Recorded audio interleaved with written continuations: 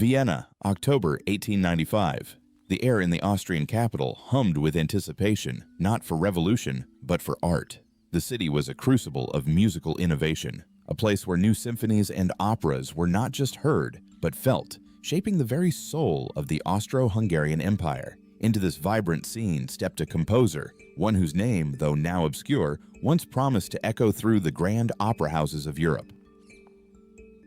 His name was Franz von Suppé. Though he was a composer of operettas and orchestral works, this particular project was an opera, grand in scope and ambition. He had poured years of his life into its creation, a work titled Bellman, inspired by the tales of the legendary Danish poet. Suppé believed this opera to be his masterpiece, the culmination of his artistic journey, a piece that would cement his legacy beyond the lighter fare for which he was primarily known.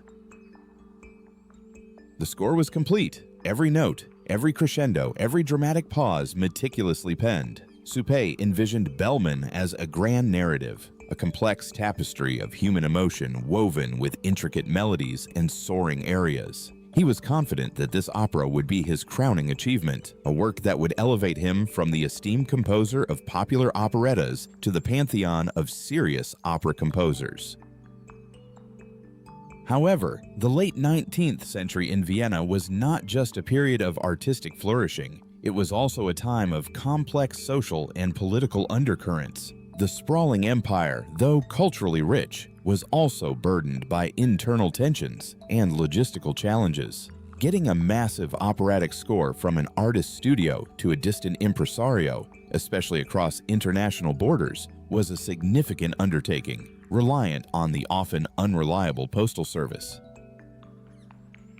The Imperial and Royal Mail, responsible for delivering correspondence and packages across vast territories, was the backbone of communication. Yet, like any large bureaucratic system, it was susceptible to disruption. In the autumn of 1895, a confluence of labor disputes and administrative failures led to an unprecedented crisis within the Viennese postal system. A significant strike began to cripple its operations. This was not a mere inconvenience, it was a complete breakdown. Mail bags piled up in sorting offices, trains carrying parcels sat idle on sidings, and the flow of information, vital for commerce and culture, ground to a halt. For weeks, the vibrant arteries of communication that connected Vienna to the rest of the world were effectively severed, creating a vacuum of delayed and lost correspondence. Franz von Suppé, unaware of the precise scale of the impending postal catastrophe, decided it was time to dispatch his magnum opus. He carefully packed the complete manuscript of Bellman, a score that represented the pinnacle of his creative output and his deepest artistic aspirations. The package was entrusted to the Imperial and Royal Mail, destined for an opera house in a distant city, awaiting its premiere.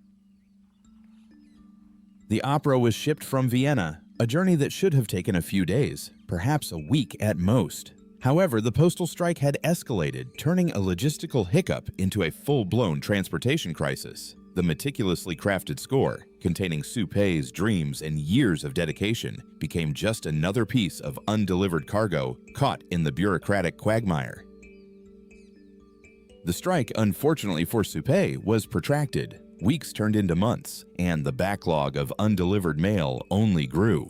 Attempts to track the package were met with official stonewalling, or simply the absence of any information, as the very systems designed to provide such updates were themselves paralyzed by the industrial action.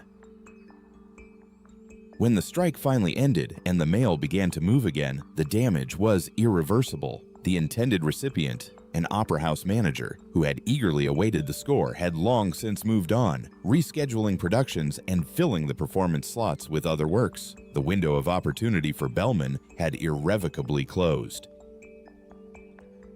The crucial issue was that Suppé, perhaps due to the sheer volume of his prior output or an underestimation of the delivery crisis, had not retained a copy of the full opera score. He had sent the singular original manuscript, believing it would arrive safely and swiftly. Without the score, the opera simply could not be performed, and the work that was to be his legacy ceased to exist. Efforts to reconstruct the opera from memory or fragmented sketches proved futile. The complexity of the work, The vastness of its orchestration and the sheer amount of original musical material made it an impossible task. The composer, once so prolific and celebrated, was left with nothing but the memory of a work that might have been, a phantom limb of his creative output. The loss of Bellman had a profound, albeit quiet, impact on Franz von Suppé's career and reputation. While he continued to compose operettas, the grand opera that was meant to be his magnum opus remained eternally unperformed, unrecorded, and effectively unwritten in the annals of musical history. It became a cautionary tale whispered among musicians and historians. This singular event highlights the precariousness of artistic creation in the face of systemic failure. A composer's life's work, a potential masterpiece that could have enriched the world's musical heritage, was extinguished not by a lack of talent or inspiration, but by the simple, devastating failure of a postal service caught in a strike. The story of Bellman serves as a stark reminder of how easily artistic legacies can be fractured or erased by mundane logistical failures. It underscores the fragility of cultural transmission, where masterpieces can be lost to the world not through deliberate destruction, but through simple, accidental disappearance in the gears of bureaucracy. Franz von Suppé lived for another decade after the incident, but the shadow of his lost opera undoubtedly lingered. He continued to produce popular works, but the grand ambition of Bellman remained unrealized, a ghost in his catalog. His final compositions, while charming, did not possess the intended gravitas or revolutionary spirit that he had hoped to imbue in his unfulfilled opera. The exact details of Bellman are now lost to us, surviving only in fragmented references and Suppé's own lamentations. We can only imagine the melodies, the dramatic arcs, and the emotional depth that made this opera so significant in the composer's eyes. It exists now as a phantom, a testament to what might have been.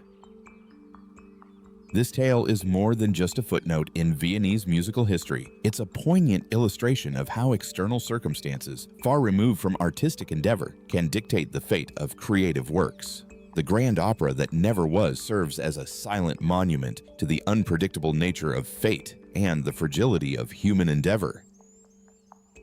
The echoes of Bellman resonate not in concert halls, but in the archives of what might have been. It's a reminder that history is not just made of grand achievements, but also of countless potential masterpieces lost to the currents of time and circumstance. The Vienna Postal strike of 1895 claimed more than just mail. It claimed a symphony of silence.